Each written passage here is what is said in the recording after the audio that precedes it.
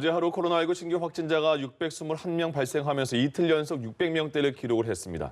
직장과 병원 등 일상 곳곳에서 집단 발병이 계속 이어지면서 4차 유행을 걱정하는 목소리도 나오고 있습니다. 한편 정부가 요양병원 내 고령층을 대상으로 화이자 백신도 검토할 계획이라고 밝혔는데요.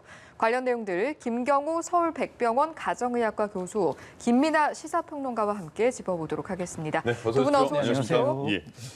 최근에 어제 확진자, 그제 확진자 계속 600명대를 넘었습니다. 그러니까 지역에서 확진자가 확 나와서 확 뛴 것 같은데 요새 추세, 설 이후의 추세는 어떻게 보십니까? 네, 그동안 일일 평균 신규 확진자 수가 한 350명 정도였고 감염제 생산 지수가 한 1 정도 됐었죠. 그래서 우리가 감염제 생산 지수가 1 정도 된다 그러면 우리가 이거를 안정세라고 봐야 될지 아니면 언제든지 우리가 조금만 방역을 소홀히 하면 다시 증가할 수 있는 위태한 상황으로 봐야 될지 해석을 어떻게 해야 될지가 좀 중요할 텐데요. 네. 아무래도 감염제 생산 1이라고 하는 것을 안정세로 해석하기 좀 위험할 것 같고요. 조금이라도 거리두기를 완화하거나 방역 수칙을 조금 소홀히 하시게 되면 언제든지 감염제 생산 지수가 증가할 수 있고, 문제는 감염제 생산 지수는 이제 기하급수적으로 증가하기 때문에 우리가 이제 1.2냐, 1.3이냐에 따라서 환자가 증가하는 속도가 굉장히 빨리 달라질 수가 있어서 우리가 지난 11월, 12월 때와 같은 경험을 할지도 모르는 그런 상황이 될 텐데요. 우리가 지난 11월 24일경에 아마 이제 거리두기 2단계로 강화를 하고 그다음에 12월 8일 날 거리두기를 2.5단계로 강화를 했는데 결국은 2주 후에 900명, 1000명의 신규 확진자 수가 2, 3주 동안 계속 진행되면서 2.5단계의 효과가 한 감염제 생산 1 내지 1.1 정도 계속 효과적으로 잡지 못했던 경우가 있습니다. 그래서 지금 감염제 생산 지수, 이번 주 감염제 생산 지수를 좀 산출해 봐야 되겠지만은 아마 이제 1을 초과할 것 같고 얼마나 초과할 것이냐에 따라서 우리가 2주 후에는 2배로 증가할 수 있고, 우리가 지금 500명에서 2배로 증가하게 되면은 곧 1000명이 또 될 수가 있고, 이제 1.3이 되면 더 빠르게 증가할 수가 있기 때문에 굉장히 좀 위태로운 시작점이라고 할 수 있을 것 같습니다. 그러니까 감염 재생산 지수라는 게 한 명이 몇 명한테 전파를 하느냐 이런 걸 말하는 거죠. 그렇습니다. 근데 1.2라는 건 1.2명에게 전파를 한다. 근데 1.2와 1.3 차이가 그렇게 큰 겁니까? 그렇습니다. 1.2에서 한번 세대기를 거치게 되면은 한 명이 1.2명에서 1.3명이 되고 그 세대기가 네 세대기가 되면 아마 한 1.9 정도 될 겁니다. 근데 이제 1.3이 되면 1.3에 또 1.3이 되고 그럼 한 1.7 정도에서 또 다시 2주 후면은 거의 뭐 2.5배, 3배 정도 차이가 날 수가 있기 때문에 1000명이냐 1500명이냐 시간이 갈수록 벌어지는 갭은 더 커진다고 할 수 있겠습니다. 그래서 감염 재생산 지수에 관심을 갖는 거군요. 네, 그렇습니다. 알겠습니다. 네. 지금 어떻습니까? 요새 그 거리두기는 조금 완화가 됐는데 설 연휴부터 따지면 보통 이동량을 보잖아요. 사람들이 어느 정도 긴장감을 갖고 있는지 요새는 많이 늘었습니까? 어떻습니까? 일단 이동량은 지난 주말도 상당히 늘어났다라고 방역 당국이 분석을 하고 있는데 이것은 설 연휴 이전부터 사실 거리두기 완화라든가 이런 것들을 방역 당국이 고민을 하고 고려를 하면서 어느 정도 이제 좀 예상됐던 일이기도 합니다. 이렇게 좀 신호가 앞으로는 좀 거리두기 완화가 있을 수가 있기 때문에 좀 코로나19의 좀 감염 확산세가 좀 줄어들 수가 있고, 그렇기 때문에 조금은 더 자유로운 어떤 생활이 가능하겠다. 만일들 그렇게 생각을 하신 것 같습니다. 그래서 그 결과로 이렇게 주말 이동량이 늘어난 것인데, 지금 교수님 쭉 말씀하셨지만 우려스러운 게 사실 수도권의 경우에는 이렇게 거리두기 상황이 뭐 아직도 뭐 유지가 되고 있긴 하지만 이렇게 주말에 이동량이 늘어난다거나 하면은 그 영향이 상당히 또 있을 수밖에 없는 그런 조건이거든요. 그리고 비수도권의 경우에는 지금 거리두기 완화 단계가 상당히 낮아진 그런 상황을 고려해 볼 때 지금 언론 보도나 이런 것들을 보면은 야간의 활동이라든가 이런 것들도 굉장히 증가해 있다, 이렇게들 보도를 하고 있습니다. 그런 상황이라고 한다면 사실은 전국적으로 어떻게 코로나19 감염이 어떤 확산세가 늘어날 수밖에 없는 어떤 조건이 지금 형성돼 있는 것인데다가 이렇게 국민들의 어떤 이 방역 대책에 대한 수용성이랄까요, 이런 것들이 낮아져 있는 것이기 때문에 이런 상황에서 다시 좀 긴장감을 좀 올리지 않으면 상당히 좀 어려운 상황이 또 오지 않을까 우려가 지금 되고 있는 것입니다. 그러니까 긴장감이라는 게 지금 방역 당국에서 단계는 낮췄지만 지금 안심할 단계 아니다, 계속 긴장을 해라라고 말을 하는데 우리가 받아듣기에는 그래도 좀 나아졌다고 무의식적으로 생각이 드는 것 같아요. 그 점이 조심스러운 것 같은데요. 그렇습니다. 이게 아무래도 이제 뭐 방역 당국이 거리두기 완화와 관련돼서 또는 브리핑 과정에서 뭐 이제부터는 코로나19 감염 위험이 낮아졌으니까 여러분 자유롭게 생활하십시오. 그렇게 얘기한 적은 한 번도 없거든요. 네. 언제나 좀 경각심을 가져야 된다고 얘기하고 여러 가지 방역 수칙을 철저히 지켜야 된다고 얘기를 하기 때문에 그건 이제 기본적으로 우리가 가져야 되는 어떤 마음가짐이다 이렇게 생각을 하는데 예. 이제 이런 일상생활 속에서 마스크를 착용한다든지 뭐 손을 씻는다든지 이런 방역 수칙은 잘 지킬 수 있지만 이동하고 일상생활을 하는 것 자체를 어디까지 할 것인가는 사실 이 거리두기 완화라든지 이런 방역 당국의 실질적인 방역 정책을 보고 또 국민들은 판단할 수밖에 없는 것이거든요. 예. 그런 영향이 지금 있다고 볼 수밖에 없는 거죠. 예, 우려되는 상황이라고 이제 앞서 말씀해 주셨는데 실제로 최근 일주일간 지역 발생 일평균 확진자를 봤더니 406명. 이렇게 되면 거의 2.5단계 수준으로 올라선 건데 우리가 계속해서 이야기를 했지만 사실 이번 주부터 완화가 시작이 됐잖아요. 이렇게 되면 좀 선제적인 조치가 필요하지 않을까요? 네, 그렇습니다. 우리가 지금 가지고 백신이 없는 상태에서 확진자 수를 낮출 수 있는 방법은 일단 사회적 거리두기하고 공격적인 검사를 많이 해서 빨리 확진자를 찾아내고 그분들이 추가적인 감염을 일으키는 것을 빨리 차단하는, N차 전파를 차단하는 그런 노력들밖에 지금 현재는 없는데 지금 일단은 그러기 위해서 지금 임시선별검사소에서 검사량을 늘리고 또 일부 지자체에서는 전수검사를 하면서 우리가 무증상 숨어있는 감염자들 빨리 찾아내고 그분들로 인한 전파를 차단하고 이런 노력들이 병행됐었는데요. 예. 지금 이제 사회적 거리두기를 그동안 우리가 이제 업종의 집합 금지를 통해서 사람들이 아예 모이지 못하게 해서 이제 통제하는 방법을 했는데 이제 앞으로는 그렇게 하지 않고 영업장을 문을 열면서 이용하는 사람들의 방역 수칙 행태를 우리가 자율성과 책임에 맡기겠다라는 새로운 사회적 거리두기 전략을 펴시는 것 같은데요. 이제 안 해본 거기 때문에 효과가 있을지 없을지 모르겠지만 지금 이렇게 감염 확산세가 있는 상태에서 시험하기에는 조금 부담감이 큰 정책이 아닌가 싶고 일단 예. 조금 자영업자 소상공인분들 어려움이 있더라도 그분들에게 전폭적인 지원을 하면서 우리가 그동안 해왔던 방식을 다시 한번 2.5단계로 올리는 방향을 해드리고 집합금지가 된 업소에는 조금 충분한 보상을 해드리고 이런 정책을 한 다음에 이제 조금 좀 다시 한번 안정세에 들었을 때 우리가 새로운 방역 정책을 시도해 보는 것이 좋을 것 같고요. 예. 그동안 이제 집합금지가 된 다중이용 시설에서 그러면 이제 진짜 확진자가 많이 발생했느냐, 많이 발생하지 않았다, 이런 평가도 있지만 사실은 그동안 집합금지를 했기 때문에 그 해당 업소에서 어떤 집단 감염이나 감염 전파가 확인되지 않은 것일 수도 있기 때문에 우리가 어떤 다중이용 시설에서 감염 발생 건수로 분석하기에는 조금 그런 집합 금지가 됐던 면을 충분히 좀 분석을 해보면서 안전한지를 좀 평가해야 되는데 우리가 이제 최근에는 집단 감염이 없지만 우리가 작년 봄 여름을 거치면서 좀 많이 발생한 사례를 경험한 것이 있기 때문에 조금 더 철저한 방역 수칙 그것이 좀 어려울 때는 지금 같은 상황에서는 다시 한번 또 집합 금지를 하고 어려우신 분들께 평가를 해서 잘 되는 데는 또 잘 되시고 어려운 데는 어려우시니까 어려운 곳을 조금 더 집중적으로 지원해드리는 예. 전략이 지금 좀 필요할 것 같고 네. 많은 검사를 늘려서 빨리 찾아내는 노력들도 필요할 것 같습니다. 예. 방역 당국에서 이제 현 상황을 보고 거리두기 재편 시기도 조금 예정됐던 것보다 좀 다시 검토해서 발표를 하려고 하는 생각도 있는 것 같습니다. 이런 모습을 봤을 때 이제 자영업자들에게 좀 사실 숨통을 좀 트여주려고 했던 것 같은데 앞으로 좀 어떻게 반영이 될까요? 일단 뭐 거리두기 체제 자체를 이제 개편한다는 논의는 지금까지 쭉 이어져 온 것이고 그 논의를 뭐 그냥 한 건 아니죠. 이제 실제로 개편을 하기 위해서 논의를 해온 것이기 때문에 개편 자체는 이제 이루어질 것으로 보입니다. 다만 이제 시기의 문제이고 개편을 하려면 여러 가지 조건들이 변화돼야 되는 것이고 그 실제로 방역 수칙들이 여러모로 이제 변화가 될 때 그것에 이제 어떻게 우리가 어떤 형식으로 적응을 할 수 있느냐. 이걸 좀 보려면 아무래도 확산세가 좀 낮아져 있는 그런 상황에서 이제 이루어져야 되기 때문에 그것은 좀 이제 시기를 보고 이제 좀 진행을 할 것으로 보이는데 다만 지금 그럼에도 불구하고 이 거리두기 개편 자체가 어떤 뭐 코로나19의 어떤 확산세가 이제부터는 뭐 좀 안정이 될 거라든지 이런 시도로 받아들일 수 있는 어떤 위험성도 있기 때문에 이거에 대한 철저한 어떤 뭐 경각심을 가질 수 있는 이런 정책들을 방역 당국이 같이 해야 될 걸로 보이는데요.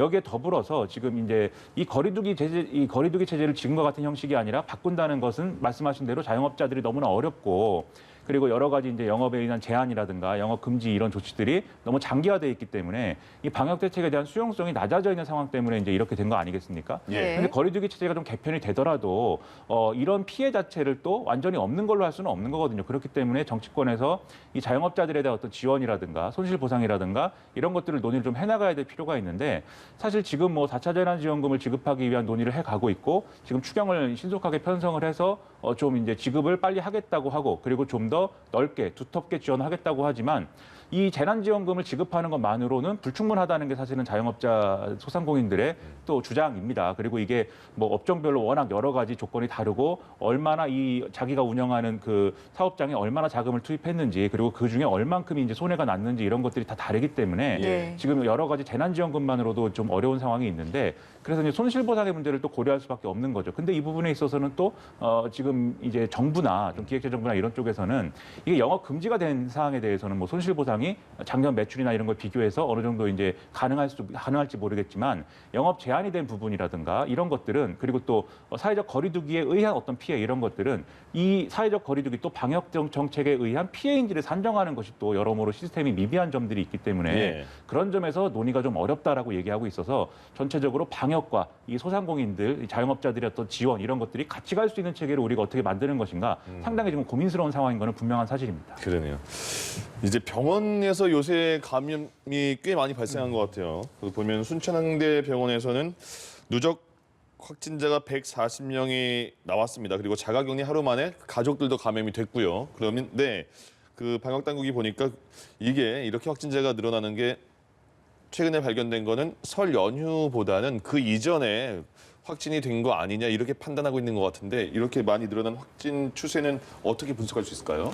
네, 지금 많이 시간이 지났기 때문에 이제 감염원이나 집중 환자를 추정하기 좀 어려울 텐데 네. 말씀하신 것처럼 지금 추적 검사 입원하셨던 분들을 확인하는 과정에서 지금 추가적인 감염이 확인되는 것 같고요. 예. 아무래도 이제 병원에 감염이 유입되는 경로들은 이제 몇 가지가 있는데 예를 들면 이제 환자가 잠복기에 그러니까 처음에 코로나 검사 음성이지만 입원하셔서 증상이 발현되고 같이 또 다인실에 계신 다른 환자분이라든지 보호자를 감염시키는 그런 사례가 하나 있을 수가 있겠고요. 예.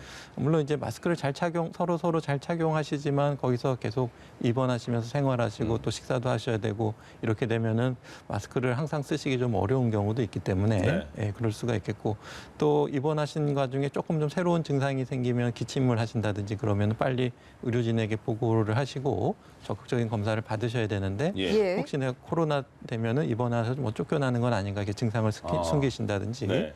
그래서 뭐 또 흔한 경우는 아니지만은 본인은 막 기침이 없다 그러는데 옆에서 이제 저분은 밤새도록 기침하셨다 이렇게 해서 발견되신 경우도 있으니까 예, 예. 혹시 입원하시거나 보호자분들에서 조금이라도 증상이 의심되시면은 뭐 이렇게 걱정하지 마시고 빨리 의료진에게 알리시고 검사를 받는 노력들이 필요하시겠고요.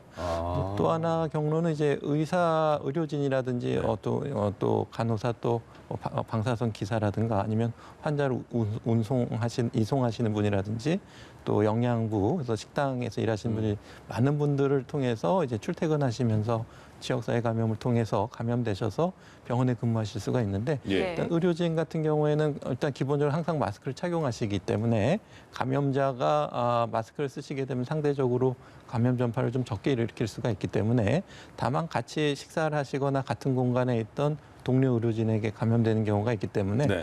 그동안 사례들을 보게 되면은 의료진 감염일 때는 주로 이제 동료들이 감염되고 환자한테 전파되는 경우는 좀 적은 경우가 있습니다. 그래서 이제 지역사회 감염이 높아지면 언제든지 병원에 종사하시는 분을 통해서 병원 내 감염이 있을 수가 있는데 예. 그렇더라도 마스크를 잘 착용하시고 또 조금이라도 증상이 의심되시면 빨리 이 검사를 받고 업무에서 빠지고 예. 이렇게 하는 노력들이 필요할 텐데 아무래도 이제 지역사회 감염 위험이 높아지고 언제 어디서든지 누구로부터 감염될 수 있는 이런 상황에서는 예. 아무래도 병원 내 감염이라든지 뭐 요양시설, 요양원에서 감염은 계속 증가할 거라고 봐야 될 것 같습니다. 실제 현장에서 말씀하신 것처럼 환자분들이 몸에 약간의 이상 증상이 있을 때는 혹시 만약에 검사 받았을 때 코로나에 걸리면 어떡하지 말씀하신 것처럼 다른 데로 쫓겨나는 거 아니 이래서 되게 조심스러워서 숨기는 분도 많으세요?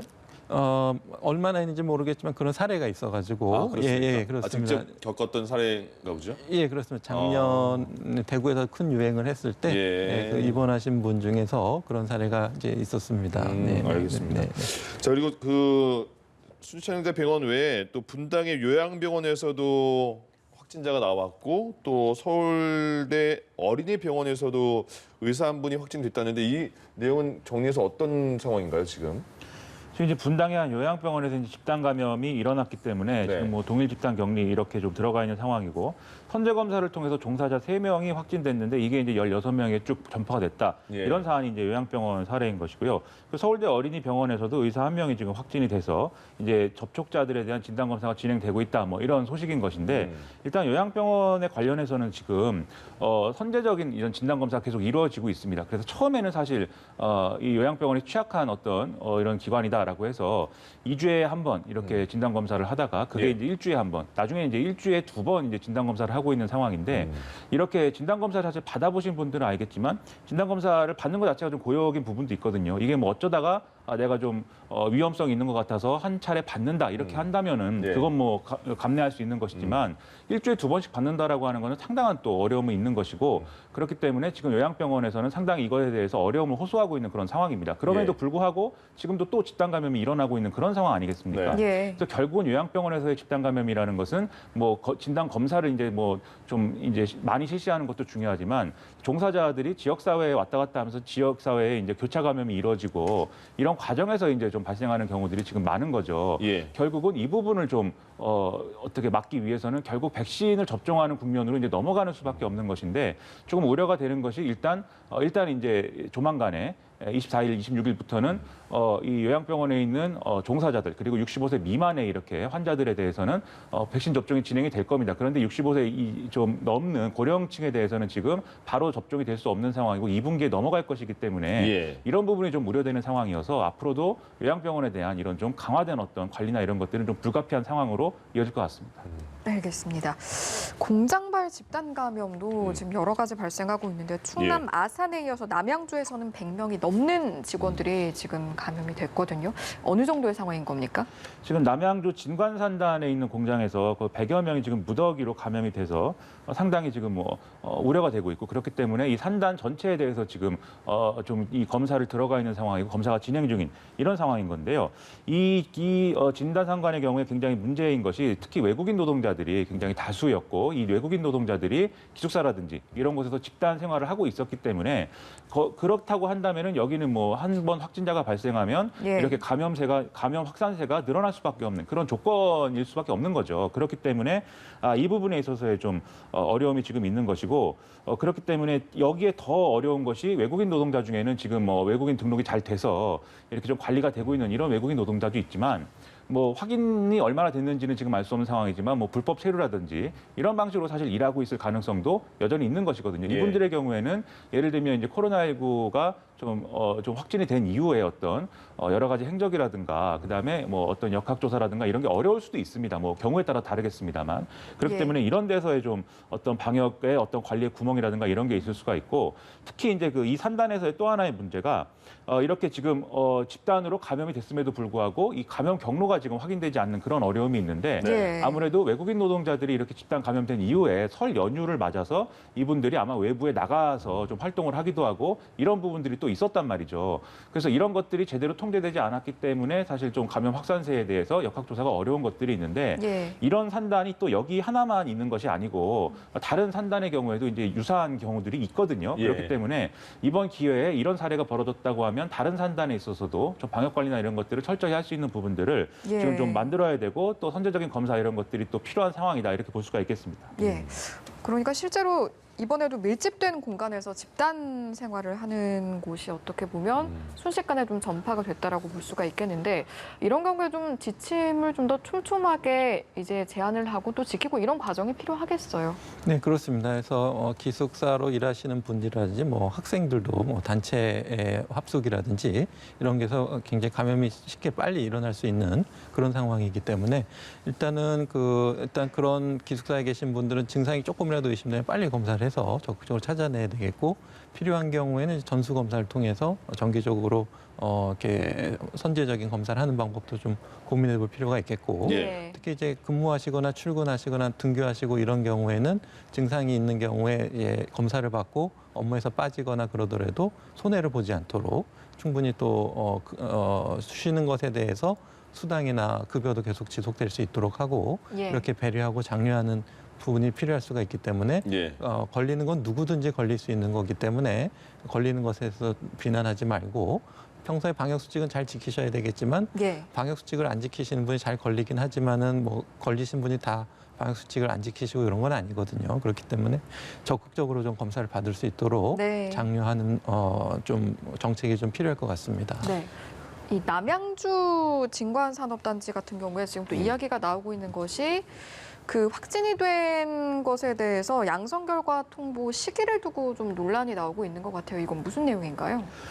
일단 여기서 이제 첫 확진된 분이 설 연휴에 이제 용산에 있는 친척 누나의 집에 갔다가 여기서 이제 발열이라든지 이런 증상이 나타나서 13일 오후에 이제 순천향대 병원에 가서 이제 선별진료소에서 진단 검사를 받은 거고 여기서 이제 확진이 된 거거든요. 그러면 이 결과를 놓고 이제 용산구가 순천향대 병원 이 진료소는 이제 용산구에 있는 것이니까 네. 용산구가 남양주시로 이렇게 이 정보를 이제 넘겨줘서 예. 남양주시에서 이것과 관련된 이제 여러 가지 대책을 이제 할 수 있도록 해줬어야 되는 것인데 이게 15일이 돼서야 이제 용산구에서 남양주시로 이제 통보를 했다는 것입니다. 예, 예. 그래서 예. 이 검사 결과가 뭐 적어도 뭐 24시간 내에는 지금 나오는 것인데 왜 이렇게 늦장 통보가 됐는가에 대해서 상당히 여러모로 지금 비판이 제기가 되고 있는 거고요. 다만 여기에 대해서 용산구는 애초에 이제 이 순천향대 병원 진료소에서 이제 이렇게 확진이 됐기 때문에 순천향대 병원 관련 감염자로 이분이 이제 좀 분류가 됐다가 그 내부 집단 감염자인 것처럼. 그렇습니다. 예, 예. 그랬는데 이게 아니다라는 사실이 좀 파악이 돼서 다시 이것을 다른 이제 감염 사례로 분류를 하다 보니까 예. 역학조사상에 이제 우선순위가 뒤로 밀리고 이런 과정이 있었다는 것이고 예, 예. 그리고 순천향대병원에서 이렇게 집단 감염이 워낙 크게 일어나다 보니까 용산구에 이 방역과 관련된 이런 업무를 하는 이제 어떤 공무원들의 업무상의 어떤 좀 과중되는 이런 업무들이 좀 문제가 되고 있다고 용산구는 좀 항변을 하고 있는 그런 상황이거든요. 예. 이런 항변이 뭐 전혀 근거가 없다거나 실제로 이런 어려움이 있겠지만 어쨌든 절차적으로 지금 이런 구멍이 드러난 것이기 때문에 이 관련돼서 책임을 물어야 되는 것도 물어야 되는 거지만 이런 사례에는 이런 일이 없도록 할 수 있는 어떤 보완 대책이 필요한 것인지도 지금 강구를 해야 되는 그런 상황입니다. 예.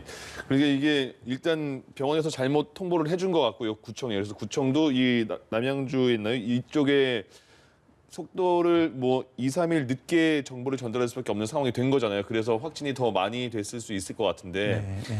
이분들이 대부분 외국인 근로자분들이고 그 회사의 거의 대부분을 차지하는 비중이더라고요. 그리고 확진도 많이 됐고 네. 기숙사 생활하시고 네. 기숙사 생활할 때는 그러면 한 번 더 당부의 말씀을 드려야 될 것 같아요. 어떤 조심이 필요하나. 예, 일단은 평론가님께서 잘 지적해 주신 것처럼 이게 우리가 역학조사라든지 감염자 관리는 각 지자체, 구 단위 지자체에서 관리하게 되는데 네. 예를 들면 주거지 위주로 또 통보가 가야 되는데 그거를 이제 보건소에서 보건소를 알려줘야 되거든요. 그리고 그 기초적인 역학조사 자료를 또 넘겨줘야 되고 예. 그러면 이제 파악하는데 시간이 걸리고 또 자료가 넘어가서 또 그분이 새로 파악하는데 또 시간이 걸리고 특히 또 이동이 많게 되면 여기저기 다니시기 때문에 또 방문한 장소에 대해서 그 해당 지자체에 알려야 되고 이거를 이제 수작업을 하고 있기 때문에 지금 그동안에 어떤 지자체에서 지자체 간에 어떤 감염자를 통보하고 연락하고 이런 것들에 대해서 조금 더 전산화된 시스템 같은 것들 도입하는 것이 필요할 것 같습니다. 예를 들면은 예. 순천향대병원 선별진료소에서 외국인 노동자가 분이 이제 확진이 됐다. 그럼 이제 그분의 주소가 예를 들면은 남양주시로 돼 있다 그러면은 그거를 이제 자동으로 이렇게 입력이 되면 남양주시에서 바로 볼 수 있게 한다든지 바로 뜰 수 있게. 바로 뜰 수 있게. 네네. 그러니까 용산구에서 굳이 전화를 안 해도 알 수 있게 한다든지 예. 그렇게 하는 시스템이 좀 어떨까 좀 생각이 되고요. 예. 물론 이제 이분이 주거지가 아니지만 뭐 예를 들면은 다른 지역에 뭐 장모님 장례가 있어서 장례 중에 있다. 근데 접촉자로 통보를 받아서 검사 받으러 전화를 했더니 지금 장례 중이기 때문에 검사를 못 받는다. 그러면은 이제 그분이 사실은 접촉자이지만은 감염자가 아닐 수도 있기 때문에 그러면 장례 끝나고 검사 받으시죠. 이럴 수도 있는데 예. 근데 그때 조금 더 단호하게 빨리 검사를 받으시도록 해서 그분이 혹시 확진되시면은 장례식에 오셨던 그분들 다 접촉이 될 수가 있기 때문에 근데 그것도 자치구가 또 지자체가 다르고 네. 이러면 또 연락이 또 해당 장례식장에 있는 지자체에 또 알려야 되는데 그 과정이 또 누락된다든지 이런 지자체 간의 연락이 굉장히 사실 좀 어렵고 업무 업조가 좀 떨어지는 부분이 있어서 예. 이것에 대해 역학조사에 대한 보완이 좀 필요할 것 같고요. 그다음에 이제 기숙사뿐만 아니라 이렇게 말씀하신 것 집단으로 이제 거주하는 시설이 있다면은 네. 근데 이분들이 좀 검사를 받으려 그러면은 또 좀 중심가나 검사소에서 멀리 떨어져 있는 경우도 있을 수가 있기 때문에 그리고 어떤 지역에 그런 집단 거주 시설이 있는지 지자체나 방역당국에서 모를 수가 있기 때문에 예. 그런 경우에는 오히려 이제 그런 단체에서 우리 좀 방문 검사를 좀 해달라고 연락을 한다든지 예. 또 우리가 좀 뭔가 방역 조치를 해야 되는데 어떤 부분을 보완이 필요한지 예. 이런 것들을 좀 자문을 구할 때 해당 방역당국 지자체 구내에서 전문가가 나가셔서 검사도 해드리고 여기는 이런 것들을 좀 보완하시고 환기를 하시고 식사가 테이블을 좀 늘리시고 뭐 손소독제를 비치하시고 이런 것들을 현장에서 지도해드릴 수 있기 때문에 그런 것들을 접수를 받고 그런 방역을 지원해드리는 업무를 조금 확대하는 것은 어떨까 제안드려 봅니다. 그렇군요. 네. 어제 그 확진자 중에서 부산에서 28명이 발생을 했습니다. 그리고 이게 설 연휴에도 연관이 있지 않을까 이런 얘기도 나오던데 지금은 직계가족까지는 5인 이상 집합금지가 없어졌잖아요. 직계가족이 한해서는. 근데 설 연휴까지는 그게 규정이 있었단 말이죠. 근데 보니까 지금 나오는 내용 보니까 같이 모인 게 5인 이상 모인 가족 중에서 5인 이상 확진된 분들도 꽤 나오고 있는 것 같아요. 그렇습니다. 예. 이 뭐 방금 말씀하신 이제 사례 등 포함해서 5인 이상이 모인 이런 가족 모임 때문에 거기서 이제 좀 전파가 이루어진 경우가 지금 계속해서 이제 적발이 되고 있는데 이 경우에 이제 뭐 아시다시피 이럴 경우에는 이전에 이제 수칙에 적용해서 과태료가 이제 10만 원씩 부과가 되는 그런 이제 사건이 되는 거죠. 예. 그런데 문제는 뭐냐면 이런 이제 5인 이상의 집합이 사실은 전국에 어디에서 얼만큼 됐는지를 우리가 파악할 수 없다는 것이 문제인 거고 실제로 이렇게 이루어진 어떤 가족 모임에서 계속해서 앞으로도 사실은 이 좀 잠복기를 고려하면 확진 사례가 좀 일어날 수 있는 것이거든요. 그런데 이게 또 우리가 뭐 어쨌든 민주주의 사회에 살고 있고 우리가 뭐 전체주의 사회가 아니기 때문에 이런 뭐 어디 뭐 식당이라든가 어디 시설 이런 데서 이제 5인 이상 모이는 것은 뭐 적발을 하고 이런 것들이 뭐 어렵지 않은 거지만 뭐 자기 집에 갔는데 가족들이 뭐 5인 이상 모였다라는 것을 뭐 이걸 적발해내기는 어려운 게 아니겠습니까? 뭐 그 집안에 서로 뭐 불화가 있어서 서로 신고하는 상황이 아니면 뭐 그건 어려운 것이라서 결국 이제 5인 이상 집합을 금지했다라는 게 거기까지 적용이 되는 것은 그만큼 이제 좀 경계심을 가져달라라는 차원에서 우리가 받아들여야 되는 거죠. 그런 점에서 이게 결국 5인 이상 모여서 뭐 확진이 된 것 자체는 방역 수칙을 어긴 부분이지만 이것 자체를 가지고 우리가 또 뭐 5인 이상 모인 사례를 다 찾아내야 된다든지 이런 논의로 가는 건 좀 어려울 것 같고요. 그리고 과태료 10만 원이라는 것도 사실은 뭐 어느 정도 상징성이 있는 어떤 조치인 것이지 이게 실질적인 처벌이다 이렇게까지 가는 건 또 아닌 거거든요. 그 점에서 좀 경각심을 더 높여야 된다라는 차원에서 우리가 이 사실을 받아들이는 게 필요한 것 같습니다. 예. 근데 교수님 그 지금 설 명절에 일단 모임이 있는 가족들도 많았을 테고 근데 그게 아직 잠복기를 감안한다면 아직까지는 발현이 되지 않았을 것 같은데 앞으로 어떤 점을 설 연휴에 이렇게 가족 모임이 있었다 그런 분들은 이후에 어떤 점을 좀 주의 깊게 생각을 해야 될까요? 일단은 대부분 무증상인 분들도 있지만은 또 절반 이상은 또 증상이 나타나실 수가 있기 때문에 조금이라도 증상이 의심되면 빨리 검사를 받으셔야 되고 물론 이제 가족들도 같이 검사를 받으셔야 되겠고요. 말씀하신 것처럼 모임이 끝나고 이제 사회로 복귀해서 여러 직장을 다니실 텐데 조금 좀 감염 전파가 위험한 환경에 있는 직장에 있으시다든지 또 아니면 그런 취약자 어르신들을 돌봐야 되는 직종에 있다든지 이런 분들은 선제적으로 증상이 없더라도 뭐 검사를 받는 것이 좋을 것 같습니다. 지금 임시검사소에서는 무료로 다 무증상이라도 검사를 받으실 수가 있기 때문에 또 위험도에 따라서 선제적으로 좀 미리 검사를 받는 노력도 필요하실 것 같습니다. 그 지금 그 비수도권 같은 경우에서도 조금씩 확진자가 늘어난다 이런 그 통계가 나오니까 비수도권 같은 경우에도 임시 선별 진료소를 좀 늘려야 되는 거 아니냐 어느 한시적으로라도 이런 얘기도 나오는 것 같아요. 교수님 생각은 어떠세요? 네, 그렇습니다. 검사량을 늘려야 되고요. 다만 이제 비수도권의 상황에 따라서 인구 유동이 많고 인구 밀도가 많고 좀 설치했을 때 많은 분들이 접근할 수 있는 그런 추가적인 장소를 찾아서 만들어야 될 것 같고요. 또 이제 그런데 방문이 좀 어렵고 좀 떨어져 계신 분들 같은 경우에는 좀 찾아가는 검진을 해드린다든지 또 아니면은 뭐 다른 지자체에서 한 가구당 한 명 검사 같은 것들 좀 참조해서 좀 적극적으로 검사한다든지 그런 평가도 좀 한번 필요할 것 같습니다. 네, 알겠습니다. 이번에는 백신 이야기를 한번 해보도록 하겠습니다. 정은경 질병관리청장이 요양병원 고령층의 백신 접종은 빠르면 4월, 그러니까 2분기에는 접종할 계획이다 이렇게 밝혔는데 이렇게 되면 11월까지 집단 면역을 위해서 접종을 하겠다. 이런 계획에는 좀 차질이 없겠습니까? 네, 뭐 순서에 좀 차이가 있을 것 같고 이제 많은 국민들이 맞는 데는 큰 차이는 없을 것 같고요. 다만 이제 고령층 어르신들 접종이 좀 늦어지게 되면 우리가 이제 방역 감염 통제를 충분히 하지 못하게 되면은 그분들이 접종이 늦어지면서 이제 그분들이 감염되셔서 위중증이나 사망 위험성이 높아지기 때문에 예. 그분들 접종 받기 전까지는 좀 철저한 또 거리두기 강화와 방역 수칙 준수가 좀 필요할 것 같고요. 예. 초반부에는 좀 백신 물량이 좀 부족할 수 있지만 아마도 이제 많은 백신들이 이제 추가적으로 승인을 받고 출시가 되고 그러니까 얀센 백신 같은 경우에도 이제 FDA라든가 유럽의약청에 이제 사용 승인을 신청한 상태이기 때문에 네. 조만간 이제 사용 승인이 날 것 같고요. 노바백스 같은 경우에도 3월 말에 임상이 종료가 되기 때문에 아마 4월에 승인을 받고 또 나올 수 있어서 이제 백신 종류도 많아지고 또 이제 상반기에는 이제 주로 이제 백신을 많이 확보했던 선진국들에서 많은 접종을 하면서 백신 수요가 좀 떨어질 수가 있거든요. 그러면은 우리나라에도 좀 상대적으로 백신이 좀 많이 배정될 가능성이 많고 예. 또 백신 생산도 좀 안정적으로 많이 공급이 되면은 초반에 좀 어려움을 겪지만 좀 많이 후반부에는 많은 백신을 확보할 수가 있을 것 같은데 예. 그때까지 고령층 어르신들을 어떻게 잘 보호할 것인가 이것이 가장 큰 숙제가 될 것 같습니다. 예. 아스트라제네카 백신에 이제 문제가 있다면 화이자 백신 등 다른 백신을 접종하는 방안도 검토 중인 것으로 지금 전해지고 있는데 여러 가지 백신이 있잖아요. 이 중에 좀 그래도 굳이 고른다고 한다면 어떤 것이 좀 적절할 거라고 보십니까? 네, 아무래도 이제 빠른 시간에 많은 분들을 접종할 수 있는 그런 접종이 좀 유리할 것 같은데요. 예. 그러기 위해서는 이제 냉장 유통이 가능한 백신들이 아무래도 각 의료기관에서 접종도 할 수 있고 보관과 유통이 좀 용이할 수가 있겠고요. 이제 그 전까지는 이제 초저온 백신 같은 경우에도 이제 찾아가는 방문 접종도 가능은 한데 이제 빠르게 많은 분을 접종하기 좀 어려움이 있을 수가 있기 때문에 예. 최대한 우리 아스트라제네카나 다른 백신을 조금 좀 우선적으로 고려를 해야 되지만 만약에 진짜 효과가 없다고 증명이 되면 우리가 빨리 고령층 어르신들에게 접종하기 위해서는 초저온 백신도 이제 방문 접종해서 하는 전략을 좀 고민해봐야 될 것 같습니다. 예.